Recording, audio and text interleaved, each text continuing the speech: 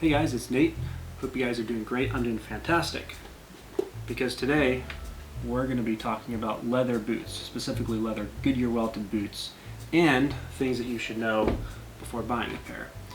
So first off, before I get into all that, I just want to say that I'm going to be doing more videos on my channel. I know I haven't done much on here, but in the future I'm hoping to not only boot reviews and reviews of other products and things like that, but more like vlogs and fun stuff with friends and snowmobiling, things that I like to do. So stay tuned for that. It's going to be fun. But for now, let's get into the video. So first off, here are my Thursday boots. These are the Vanguards. They're in Chrome Excel leather. The color is French Roast. And they're really good boots. First pair of boots I got back in August, so it's been about 3 months. They've been fantastic. And then here are my Mark Alberts. These are a waxy distressed leather, brown, obviously, as you guys can see. Fantastic boot. Another fun fact is that they are made in Somerset County, which is where I live. And so they're really locally made. You can buy them online though. Fantastic boot, love the quality. And if I had to pick between the two, I'd probably say that they're my favorite. They're just a good all-rounder boot. Thursdays are a little more dressy. These are obviously the waxy distress, so they can handle kind of being beat around and stuff like that. So the first thing you want to keep in mind with any boots, we'll use the Thursdays as an example, is that they're going to be really stiff. These especially were really stiff. They're more stiff than my Mark Alberts. But the leather, and really in any leather shoe boot, doesn't have to be Goodyear welted. It could be even as simple as a direct attach work boot that's still made out of leather. It's going to be really kind of stiff at first. You're going to need to break them in.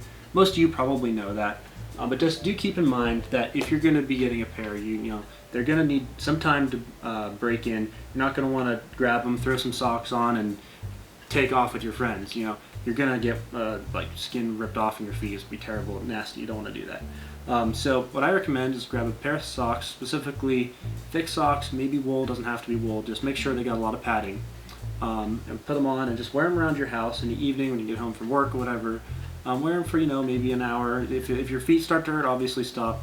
And just kind of wear them like that for like a week, maybe 2 weeks. The Mark Alberts, they broke in really, really, really well.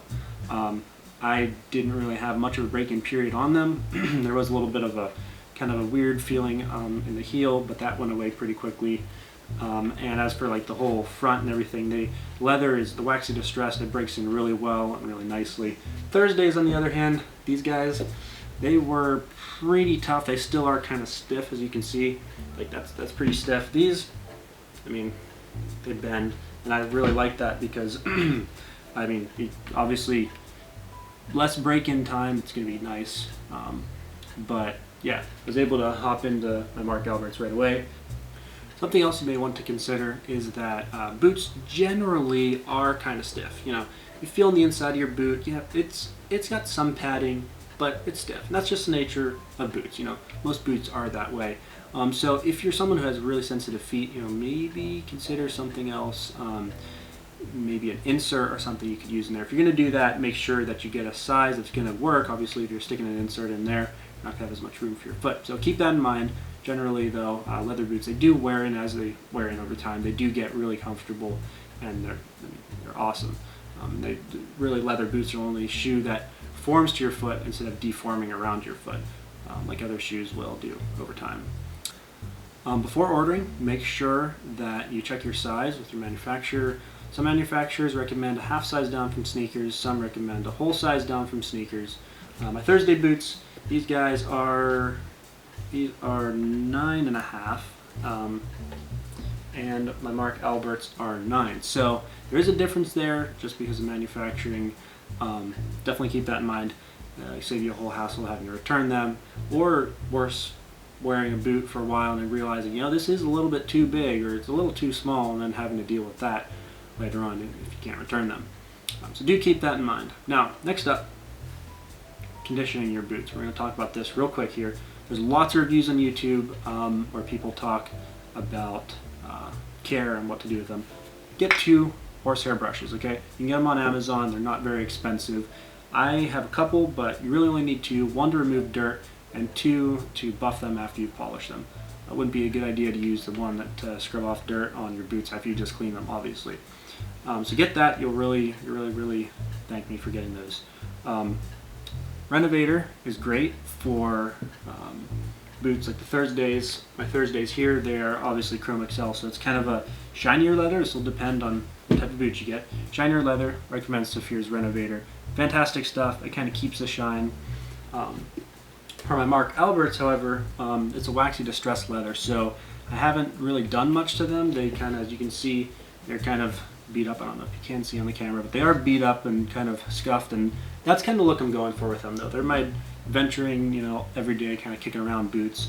Love them. For my work boots, I use a mixture of saddle soap right here to clean them and mink oil paste. I work in a shop, though, so I do a lot of dirt, grime, and stuff, and generally probably won't need that for your boots if you're just, walking around and then not doing too much, dealing with grease, dirt, and grime and stuff like that. So probably fine. Also make sure that whatever renovator or cleaner or polish or oil or whatever you're putting on your boots, make sure you read up on it first. Some boot oils can drastically change the color of your boots. Mink oil, for example, this stuff can make your boots a couple shades darker. So if you really like the color, for example, I love the color on my Thursdays, I'm not going to use mink oil on them. That would be a really bad idea.